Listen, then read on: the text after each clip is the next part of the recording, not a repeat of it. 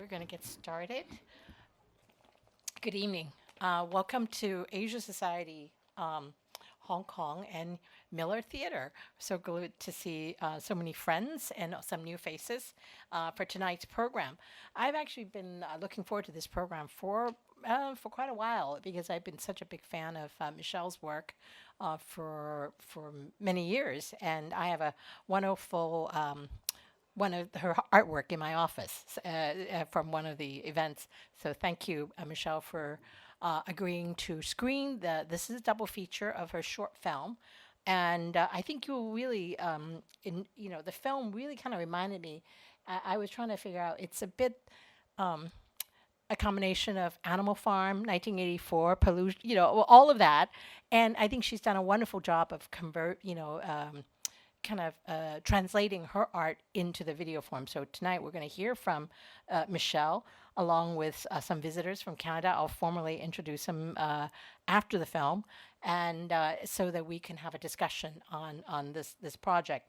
And so I think when I was looking through the list, I noticed many of you are not members. So can I see a show of hands who are not members? Okay, so I'm not going to lock the door, and I'm not going to do that. I'm going to be very merciful, and I'm just going to be very kind and just ask you to consider joining, because we really cannot do what we do without your support. And the reason is that we've been very fortunate, unlike other nonprofit, to have this venue to do programs like this. So with your support, we can continue to do more film programs as well as talks. So your support in joining as a member, any level of membership, would be really, really greatly appreciated. It's going to be a very difficult time moving forward for a lot of NGOs, and we have same with us in that we also have to upkeep these beautiful buildings, historical sites. So again, your support is very much appreciated. So enough of that. And I think you also saw from our the preview some of the programs coming up, and we're going to continue to bring you really diverse and interesting programs in the coming month. And so I really, being a member, you can come to the program even if you're not a member. But I think being a member is just the price is a bit lower. So please support us. I just came back from 3 weeks in the U.S. and I'm so happy to be back. The trip to the U.S. was ups and down, a lot of uncertainties, as you know, but that's why here with Asia Society in Hong Kong, we're celebrating our 35th anniversary this year, and we. I've been very inspired by watching what on TV on what the Pope have said, and I think those of you who have seen our programs have heard me said that we are a bridge builder. Asia Society, you see our double-decker bridge when you come up, the Yasumoto Bridge and the Fruit Bat Bridge, and that's how I see ourselves. And to hear it from now a higher being, reinforcing the bridge building message just makes my world, even better. So please, and I think messages, film like that Michelle has done. She is a Hong Kong artist, but also has Canadian connections. I think it's programs like this that's really needed. It's the voice of artists here in Hong Kong, and the things that they get to do through the different medium, through her artwork. You'll see her artwork, her books in the back, which is available for sale. I think it's very important for us to hear voices that are not really in the big museums. I know Michelle and our will be at the big museum, and some of the work is already there. So that's why I think tonight's program to me is very special, and to see almost a full house.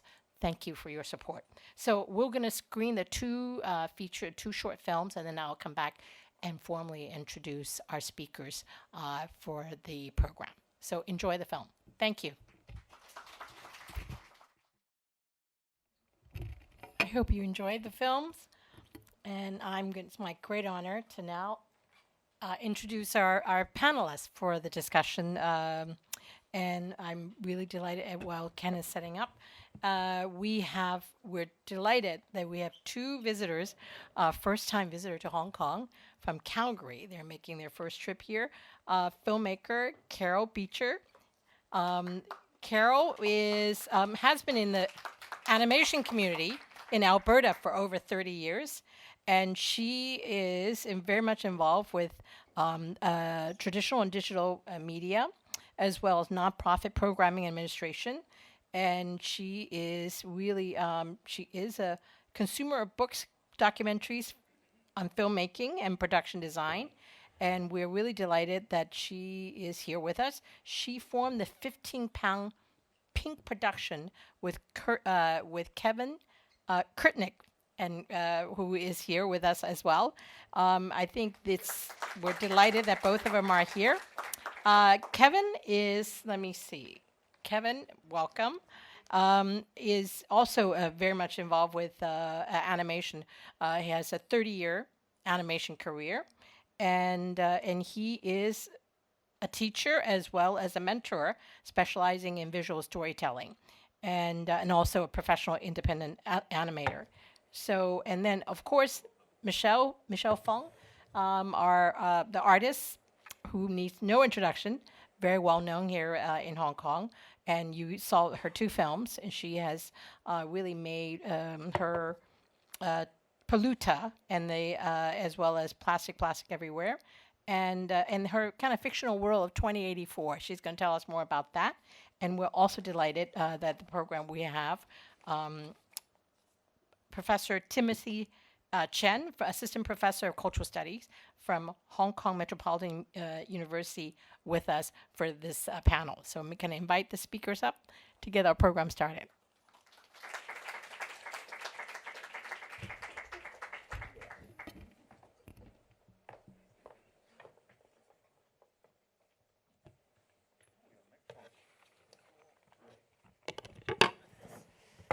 Hi, it's very exciting to see Michelle's two works over the past 10 years, and then because plastic everywhere was from 2015 to 2018, and then also Polluta is 2018 to 2023. Yeah, so can you tell us a bit more about the context and concept of these two works, and also the fictional world 2084.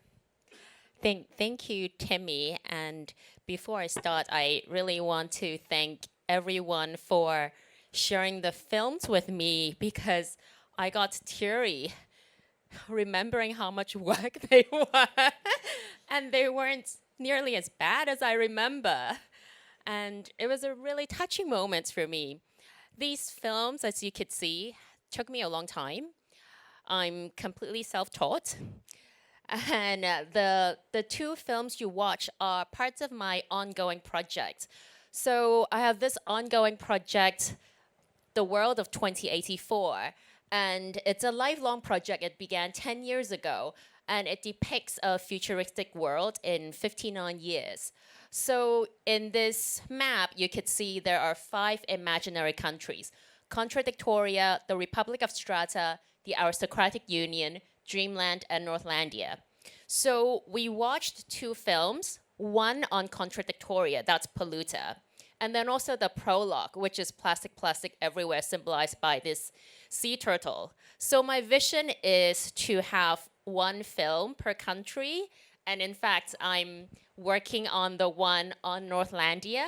I'm still looking for funders, so if anyone here is interested, please talk to me.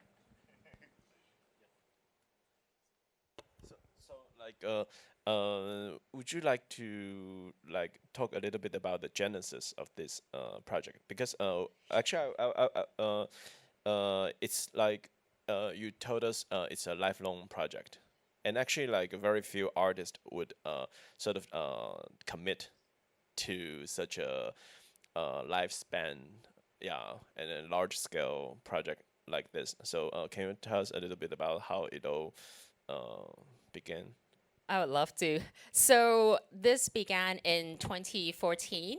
I took my ex-boyfriend, current husband in the house, to Tai O, which is a fishing village in Hong Kong. In the heat, I actually dozed off. And then 20 minutes later, I woke up with the entire synopsis for Plastic, Plastic Everywhere. So at that time, I thought it was such a great story. And I actually held on to it for 10 months before I did my first body of works. So for those of you who don't know my works, I'm interdisciplinary. So I make animation films, but I also make paintings and exhibitions, performances, woodcuts, etc. And this began, and actually I was going to just do it for a few years, but then as I progressed, I realized it's an interesting story. And in fact, in my first Polluta exhibition in California in 2018, you'll see a picture later, I talked to so many other artists and curators, and I realized they were more interested in this world of 2084 than I was. And I realized, hey, this is something really precious. It's my own child that I shouldn't give away. That was when I decided to make it a lifelong project. That was 2018. Maybe like the next question would be like to Karen and Kevin. Yeah, can you tell us a little bit about like how you got to know Michelle, and then also and also because I know I just learned that Carol is a member of the Polluta artist community. You both both. Yeah. So maybe like tell us a little bit how you became involved into this ecotopia. It's really it's exciting to me because as filmmakers we get to put our films out into the world and then travel with them sometimes, and we got to go to a conference in Nicosia in Cyprus, and that's where we met Michelle.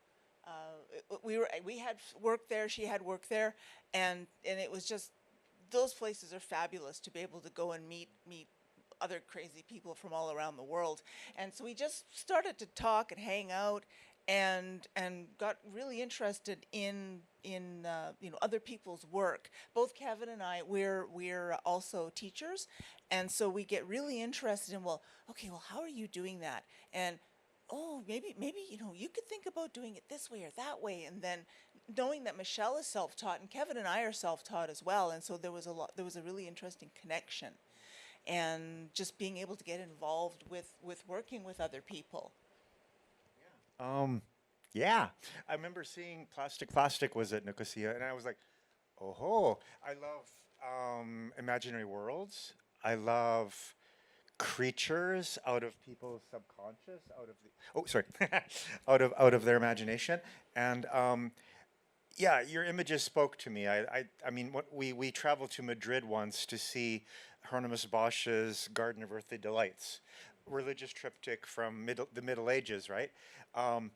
Incredible. Just I mean, there isn't creatures in it, but there is people behaving very strangely, very medieval thinking, a world unto itself. Like it was worth the trip. Oh my.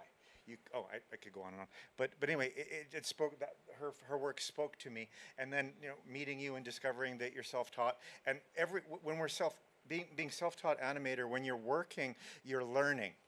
So each project is an advancement.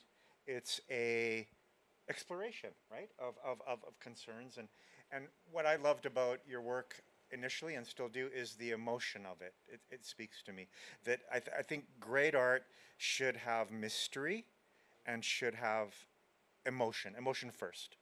So that was, we kind of hit it off because I want to add that Kara and Kevin were actually great personal mentors for Polluta.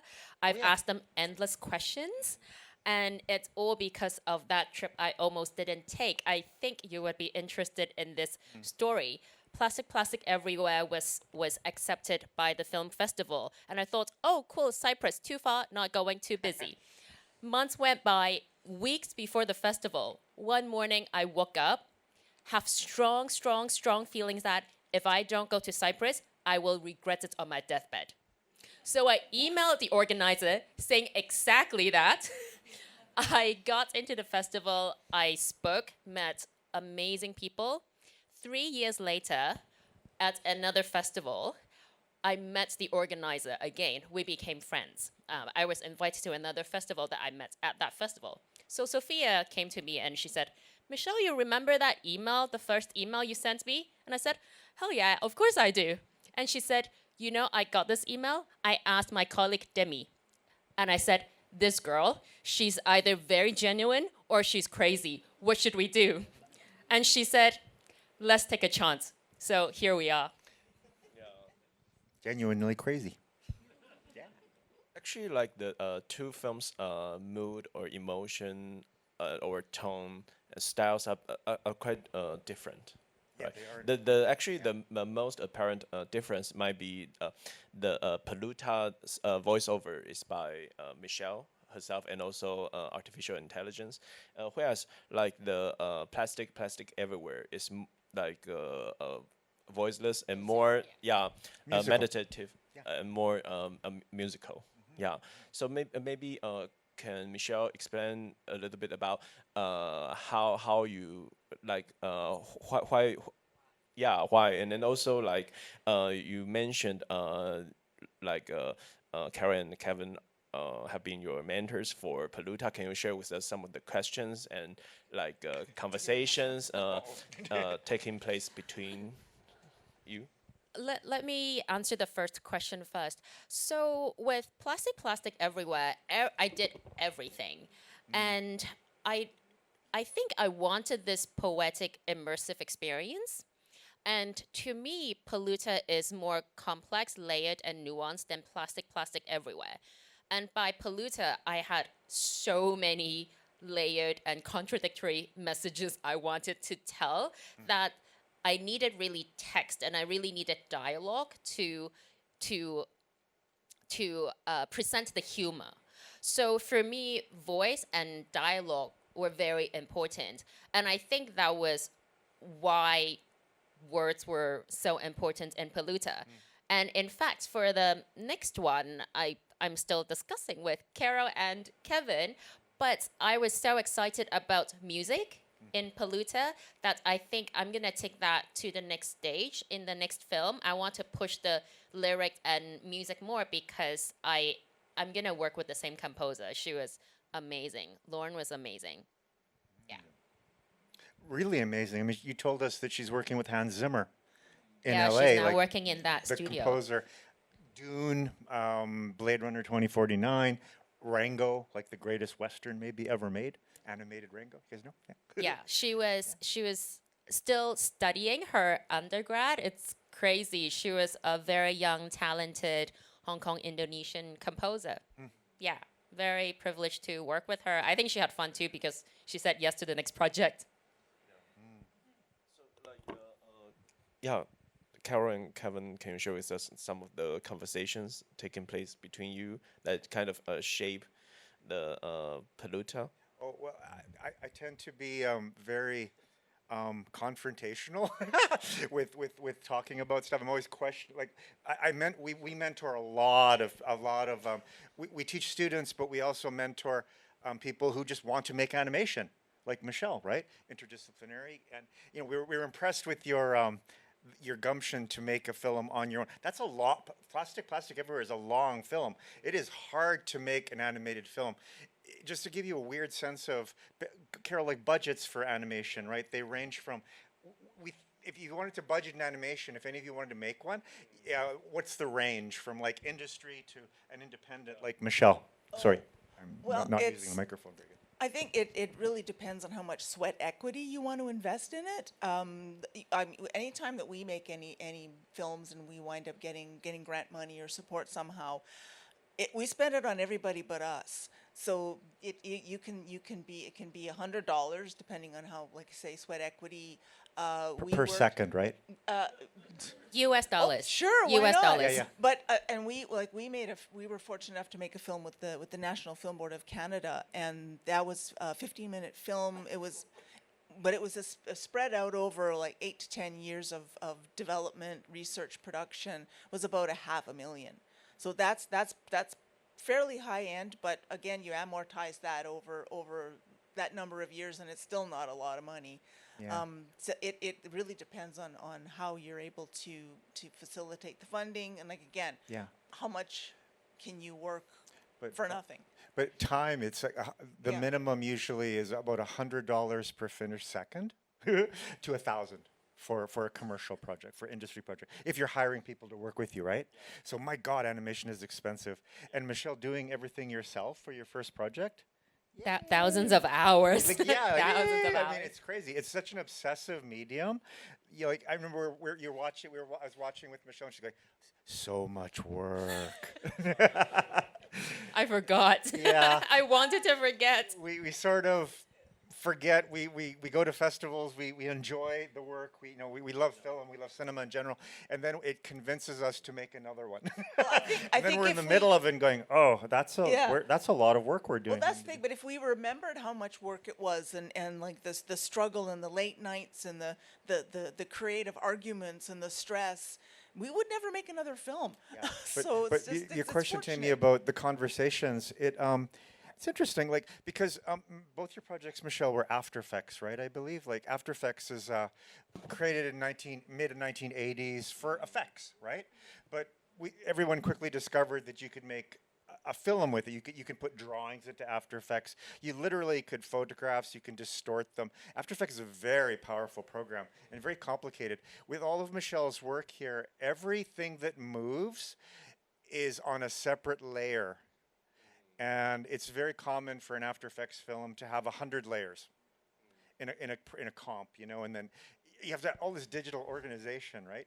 And what spoke to us with your work as well was the fact that you work outside computer, and then you bring it into the computer, and there is a specialness to that, that digital gets in the way of artistic expression often, right? And so for animators, we have to find a way to express ourselves personally that isn't the program telling us what to do, because it really does get in the way. And a lot of animation is being replaced by AI, luckily badly. So I think that at this point, anyways, I think that we will have careers for a while yet. But yeah, it's just fascinating because the conversations are always specific to, What I was stuck on. what you like, this one needs text, this one needs voiceover. Both of your projects have the similarity that they're both musical. You have musical sections, right? And I love that. And I love your composer for your second film. It's fantastic. I mean, this is such a nice presentation. The music's very clear. Well, a lot Loved of the it. times too, when we working with other people, you ask the question why. Why Yeah. are you doing that? Why do you need to have this element? What's so Yeah. important about this? And then Yeah. making the artist answer that question and think about it. Well, why am I doing that? And sometimes yeah. they'll sit there and go, I don't know. And so it's like, okay, so if you don't know, is it important? Do you need it? yeah. And so you work and work and work, and if you remove as much as you put back in. And so that sifting of things makes whatever's left on the screen, that's the good stuff. Yeah. Before we get into more the why question, maybe Michelle can tell us a little bit about How the film Yeah. was made. Yeah. So I brought all the process stuff in the back. In the back, you could see these everything was painted by hand on rice paper, and that box right there, that's all the Polluta film drawings. So you could kind of feel the volume. And then in the sketchbook in the back, that's all the storyboard. So I do super hands-on things. So they're painted and then scanned, and then one of the animators takes out the background in Photoshop, and then it's animated. So the amount that we spent on WhatsApp and then me rewatching the same scene, so it's not 1 second off, I can't tell you how many times I've watched it. Oh yeah. Versioning and yeah, it's very create a flow process. You get into a state of, you have to really enjoy what you're doing because the process is everything. A project may be successful financially or with festival, with screening, but it's really kind of not the point. It's like, did I do something meaningful to me, right? And that's the most important thing. So that's how you can look at your project over and over and over and develop it, right? It develops as you go. And these are the process images for plastic everywhere. Yeah, there's an interesting thing with Michelle's stuff too. It's surprising to me how large the work is, because when you're working digitally, you can draw in the computer and you can make a giant image, but you could be working quite small, right? With the physical, the larger you work, the more time-consuming it is. There's Carol and I are very inspired by a couple Canadian animators, Scottish Canadian, Norman McLaren, right, of course, and Richard Williams, the guy who animated Roger Rabbit, and incredible technician and poetic artist. And Williams, when he would do his own films, like a commercial project, he would paint on acetate. He made a commercial this big, like between my two fingers here, painting and inking very, very tiny to speed up process, right? Because the larger you work. I think it's also influenced by my gallery exhibitions because actually some of these works are being shown now in an exhibition at Sinsin Fine Arts. So I'm always thinking between the two. I'm always thinking either in the gallery world or like the animation world. So I'm used to using multiple parallel creative languages at the same time, and then when my brain is in a different world, I do things that seem strange to a certain world versus another. I love putting animated artwork on the wall. I love it. I mean, it's just such an unusual thing. Can you give us a sense of the labor involved? For example, like because I've seen some of these works exhibited currently at Sing Sing, and then how much time or like effort you spend on this work, and how you turn it into the animation works. Oh, I cannot give you a number of hours. If I know, I will never make the next one. I have written 10 versions of the script for Polluta. And for both Polluta and Plastic Everywhere, you only saw the final cut. But what I did, because I was self-taught and I was learning on the go, literally for Plastic Everywhere, I tried to hire someone. I was nobody. No one was willing to work with me. So I just was like, okay, if no one's gonna work with me, I'm just gonna learn it on YouTube. So I just watched YouTube tutorials to animate. And I actually made a lot of scenes that didn't make it into the film. Either I thought, oh, the storyline didn't work anymore, or it didn't need to be there. And then imagine everything had to be hand painted and then scanned and then animated and then discarded. So what you see now is maybe half of what I made. Yeah. That's very common. I mean, our last film, we had 50 versions of what's called the animatic, storyboards in time. 50 to get it just right. We felt really good about it. Yeah, well, when you try to figure out, well, what's the best running time for something, and you could have it half hour, 45 minutes, and then it's like, okay, but it's not working. I got to cut it down, 15, 10 minutes. I don't know. It can be, the idea is the work gets done, and then the work can be discarded, and it's sad.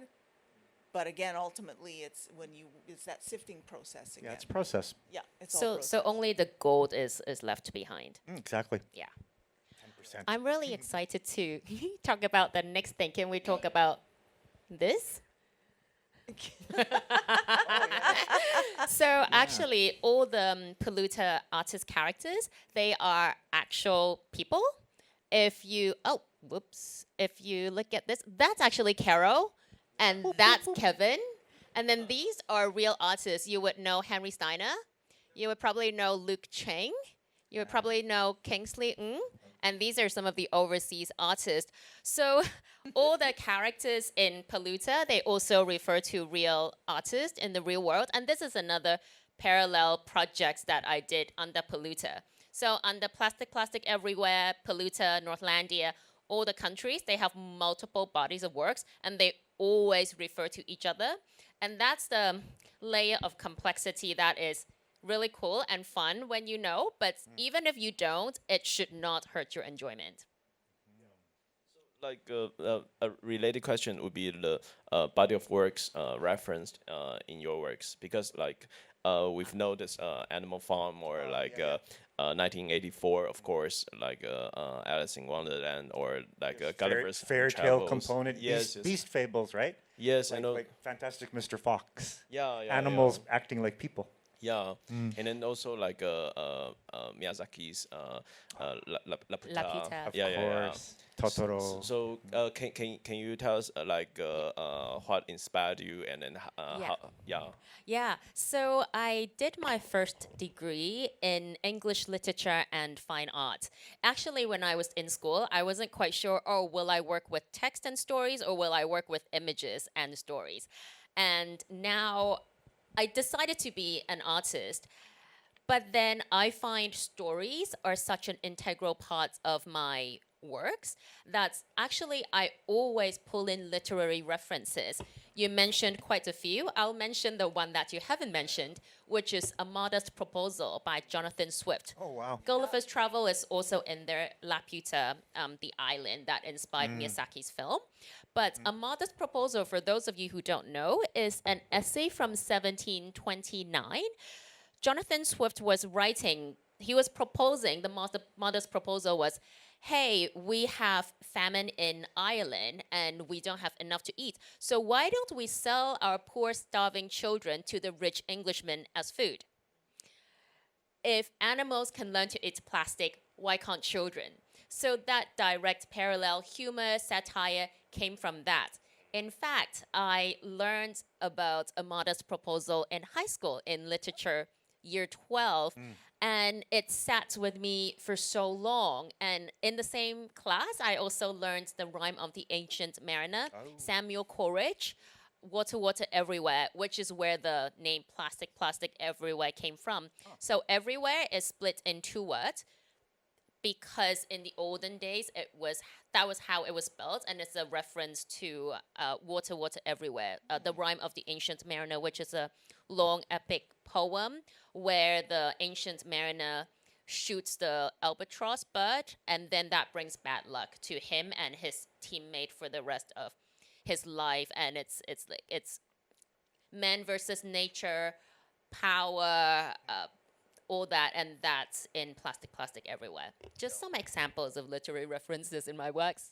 Yeah, actually, your works are very complicated. But just to like simplify it for discussion, like for Polluta, there seems to be like two strains. One is like environmental crisis, and then the other is sort of like the utopian or dystopian artist community. So, like, can you share with us, because it seems to be like this kind of the nature culture kind of tension and then conversation.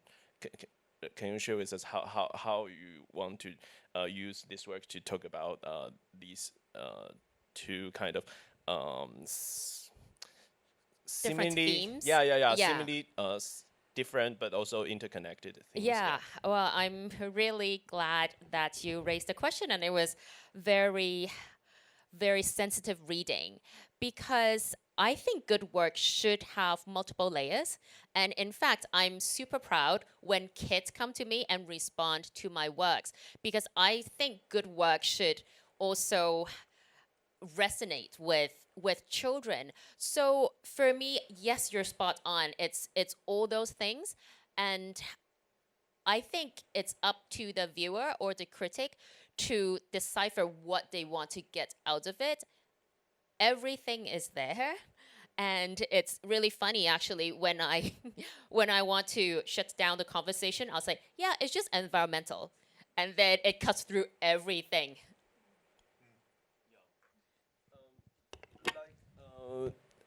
Another question would be like about the exhibition of your works. because like today we're seeing your works at a movie theater. Yeah, yeah, Like it's a single channel presentation. Yeah, but currently like it's also related to the exhibition you're having at Sing Sing. And then I've also read this book. I recommend you to buy it. It's really nice. But and then it talked about like a 2018 exhibition where like a performance aspect is in the exhibition. So can you tell us a little bit about the kind of exhibition installation versus single channel presentation? Yes, for sure. This is just what's in the studio. So it's all the characters, and I refer to this when I worked. And I'm showing you two screenings of Plastic Everywhere. This is the California exhibition at Pro Arts Gallery in Oakland. It was the closing event, so we were screening Plastic Everywhere on a building, basically in the open. And then this was Ink Asia. It was beautifully installed. As you know, it's an annual art fair that centers around Chinese ink. And Eric Lang, the curator, he has a section of experimental ink animation every year. So this was beautifully installed as fine art video, perfectly lit, black box, not a screen, but projected onto the wall. So it was very large. And for me, I think it's interesting. Fine art versus cinema versus animation, because it's something I'm also constantly not struggling with, but digesting. Each format has an inherent visual language, which means different visual implications. And I think when you present it in different formats, different things will come up. And in fact, last night I was chatting with Carol and Kevin about my next film, and they said, you have to consider, do you want to screen on a projector in festivals? Because that's one consideration. If you only want to show in galleries and museums, then you don't have to worry about the convention. You don't have to worry about the standard ratio. And it's all about intention, like what Carol said, the why. And you have to be very clear as an artist. I think with my first two, they were very clear.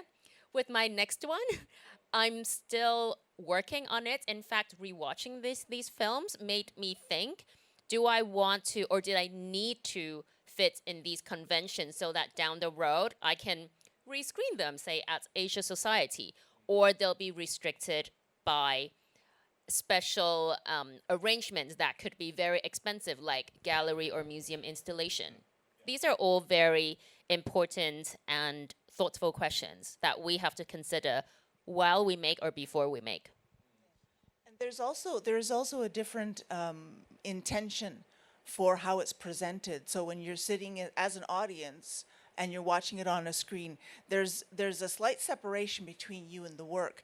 But if you're dealing with it in an installation context, it becomes much more immersive. And if you think, like especially with plastic, and I think this kind of goes towards, well, why is there no dialogue? Why is it musical? And I think the intention with that film was probably more of an installation context, because it becomes much more immersive.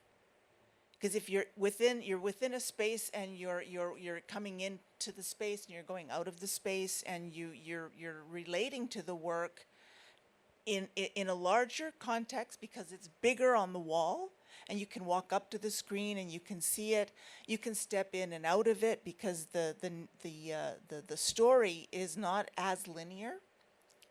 And when the artwork is so detailed, and you can see the marks and you can see how it's done, and that also pulls you into it more than if you're an audience. I mean, it still pulls you in. It's like I always think that you don't have to have a lot of dialogue or things like that, and you can sit on an image and just absorb it because it's beautiful.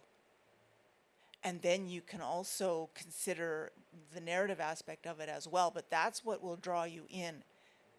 And like I said, you have to consider, do you want to have that separation with your work in the audience, or do you want it to be immersive? And that's a little bit of the difference between a theatrical presentation and a gallery presentation. So these are all the things that you need to think about as an artist when you're working. Because when it's in a cinema, it's in a vacuum, it's in a black box. But when it's parts of an installation, you can add a lot of layers to it. Yeah. Fine art, installation, gallery, museum versus cinema. It's quite different, actually. I think for most artists who work, you have to really be thoughtful about either.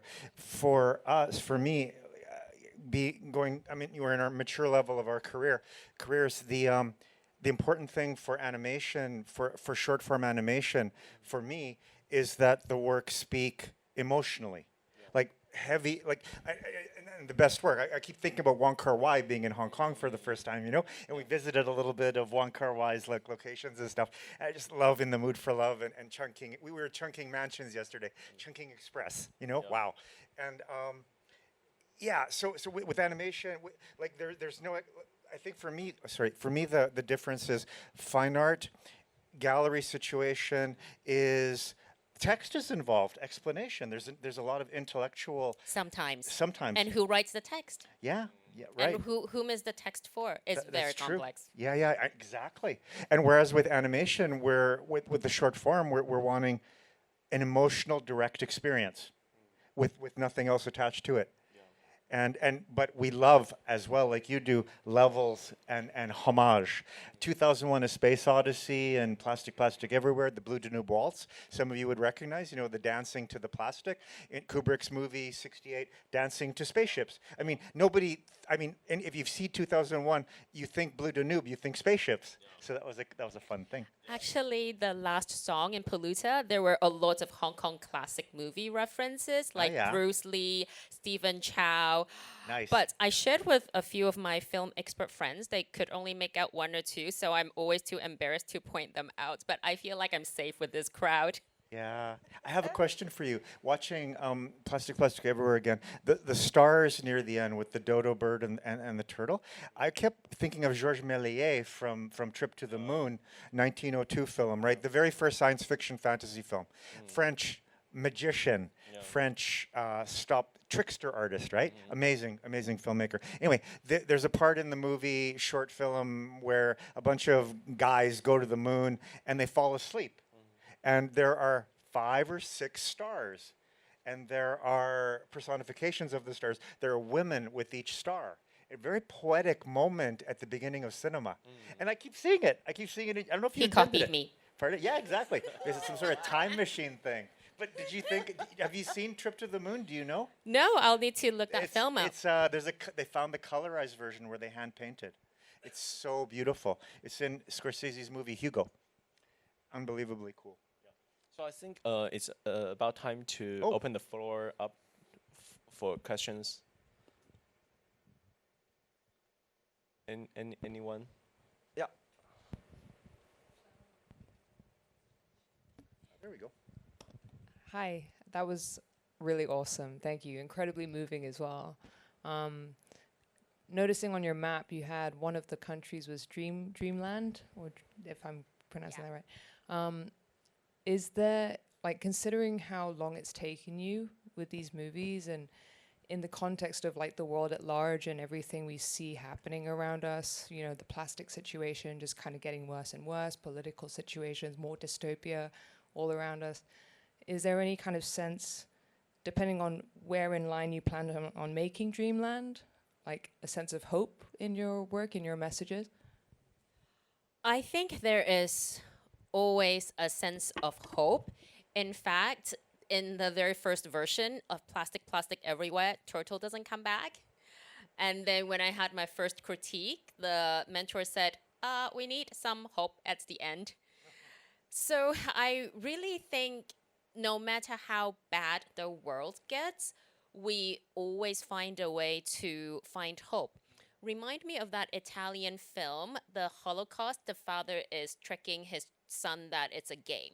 Do you, Oh, yes, yeah. yeah, Exactly. Beautiful Life. Yeah.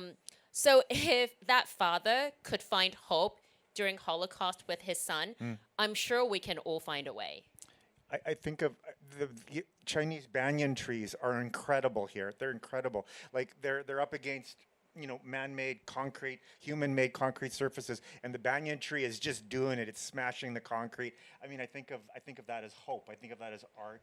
I think of that as nature asserting itself in the midst of human activity, human behavior. Right? There's hope. It's how you look at things, right? And I think artists are canaries in coal mine, like is an old phrase, right? That used to put in the mines, you would have a bird in a cage so that if there's a poisonous gas, the bird will be affected and you leave.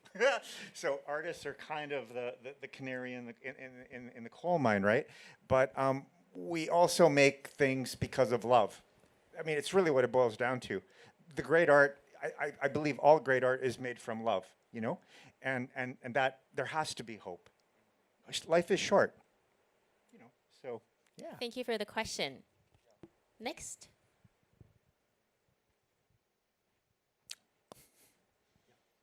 Yes, ex-boyfriend. Yes. So I'm actually very curious about the contrast between the two films in style. One is almost like fluid, whereas the other one is almost like jarring and in your face, right? So how do you actually explain the difference between kind of like understated, kind of like almost like a dream, versus the second movie's very much in your face kind of aesthetics and feel? I don't find the second one in your face, first of all. But to respond to that comment, I think it has something to do with confidence. Yes, the first one, I wanted that poetic, immersive experience, but maybe I also wasn't brave enough to be that bold and to use my own voice and to say so much and to just hear my own voice and my own thoughts so much. I think that's how I would answer that question. Stories all have structure, and yeah, the first one does have incredible flow, right? It's very dreamlike. I mean, by the end of it, I mean, the dodo really affects me. I saw a taxidermized dodo at the British Natural Museum. It's like one of the saddest things, right? And so I was very sad but you picked us up with the happiness at the end, right? That was a good mentor note. But I'll let him know. but every film has every project, every film has a beginning, middle, and an end. Usually, although Godard said not necessarily in that order, which is kind of wonderful. But they're two different film types. They're two different structures. And mentoring and teaching now, I teach structures, story structure. There's almost an infinite variety of them. Like Wong Kar-wai in The Mood for Love, he stripped away the romance and the affair and stuff and left two people with longing. And it's that stripping away. That I think that's partly why that film is so incredible and stays with me, and so that's a structural choice. To strip away narrative, strip away like not complexity, but to strip away complexity. It's very fascinating. Every film is different, and you never know while you're doing it how successful it will be, right? They're experiments. No idea. They're experiments. They're personal expression. It's the process. It's the journey, right? Yeah. Takes a lot of bravery and risk to make works, especially new works, because I already know the next film will be again very different from the second one, and even more than the first one. I have ideas. I'm excited.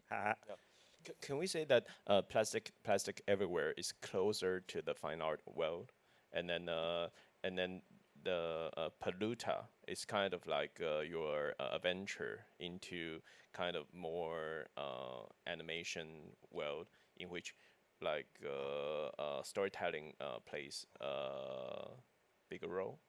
You're the first person who told me that, and every time I show the film to the contemporary arts people, they say it's animation, and every time I show it to animation people, they say it's fine art. So it's very confusing. That's good. But I also, very a couple good. of weeks ago, I was talking to a friend who just interviewed me on the radio, Assam Chensai-lok. Some of you might know him, art critic, artist. And he said, exactly, Michelle, it's because you are always in between and you are too hard to categorize. That's why people don't know what to make of you and they want to put you in a box. They want to say, you do animation, you're a printmaking artist, you do woodcuts, but actually you're all of them, but none of them. And I thought that was the most thoughtful and sensitive reading of maybe answer to that question. And I loved his answer. I thought he was spot on and he probably knew me more than I did. There's an interesting thing, what you're saying. I kind of don't agree, but it's fascinating. With short animation, is everything. It's not genre. Brad Bird said that animation is a medium, and what I think you might be referring to is feature animation. Is Disney, Pixar, Ghibli, magnificent work from all of those, right? But when we were watching Iron Giant at a cinema, and the Warner Brothers logo came up, and there were as a kid and a father in front, and the kid goes Disney, and it's like it's so powerful. Like we grow up with Disney, Ghibli, right? And the narratives are very strong, plot-driven narratives with dialogue. Short form animation is everything. Visual music. Like plastic everywhere is a huge, beautiful thing. McLaren's work was not talking. Do we have one more Oh, sorry, question from sorry, the sorry. audiences? Too much. Yes. I was really deeply inspired by the cutscenes in Polluta. So there was this false sense of security, when the pigs started coming and talking about how everything was happy, and then you had these sudden cutscenes that were the complete opposite. I noticed a lot of references to the book in 1984, and I kind of want to know the reason for you choosing this book as an inspiration. So for me, the entire world of 2084 is a utopia, but to me, extreme utopia is dystopian, right? Brave New World, 1984, when everything is perfect, because we as human beings, we're not perfect. We're flawed. We're weak. We're greedy. That's why when the world is too perfect, we cannot catch up, right? So I think that is why when everything is perfect, things are actually not.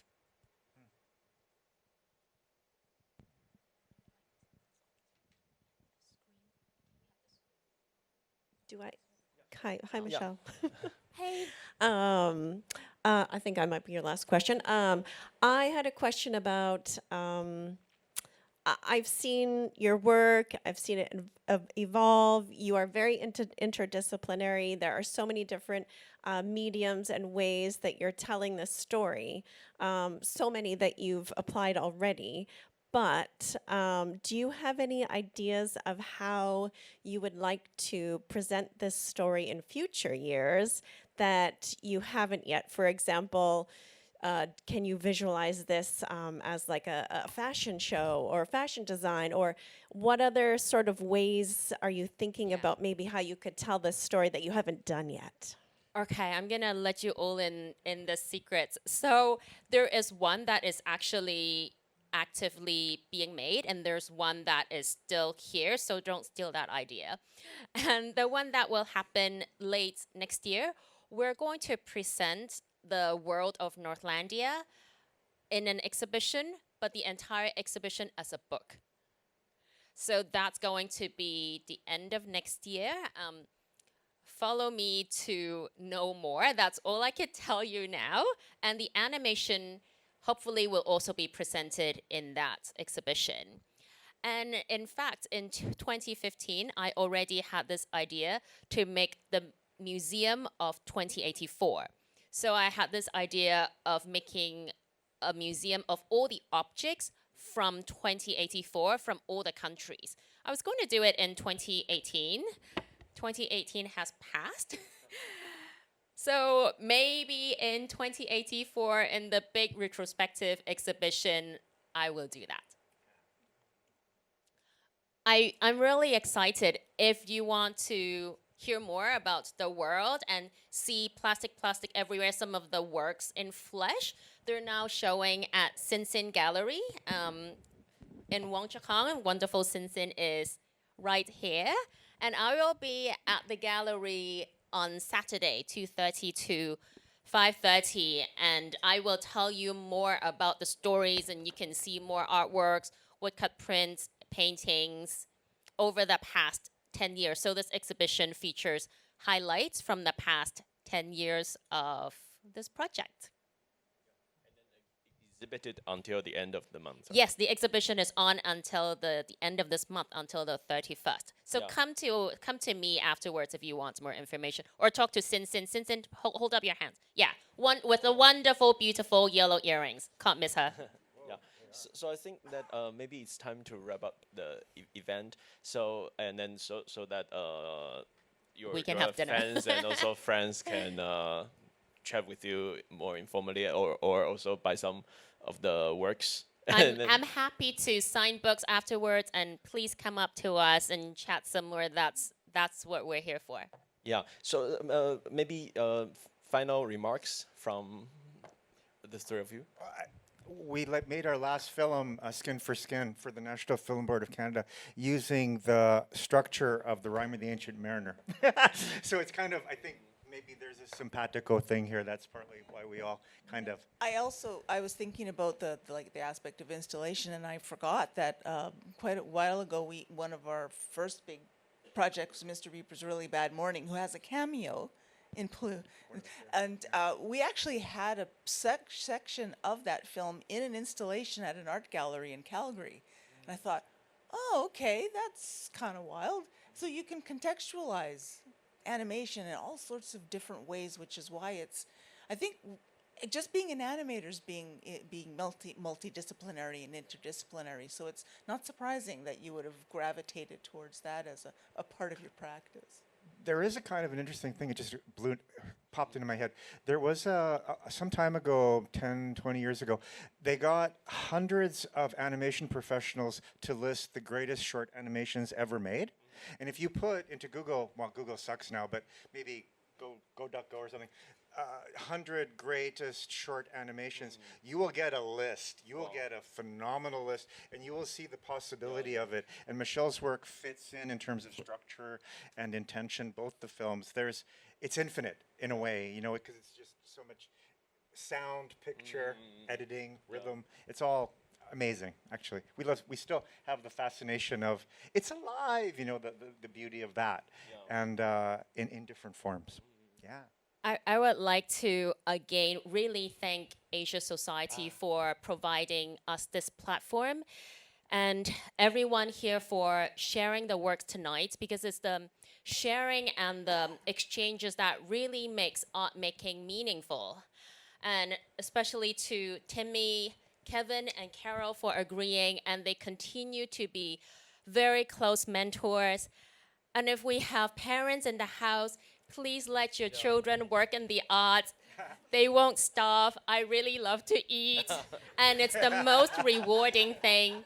It's very rewarding, and I promise you, we still eat. Yeah. And we get invited to places like Hong Kong. Yeah. And thank you for coming. Thank you.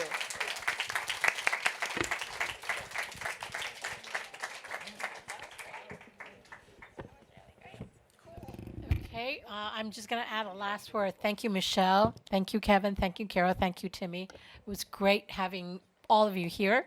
And I look forward to maybe welcoming Carol and Kevin back. Maybe we can screen your film here at Asia Society. But I think it's programs like this that I just love what we do. Thank you. And please, the books and the artworks are in the back, and I'm sure, I know Michelle's really happy to sign it for you.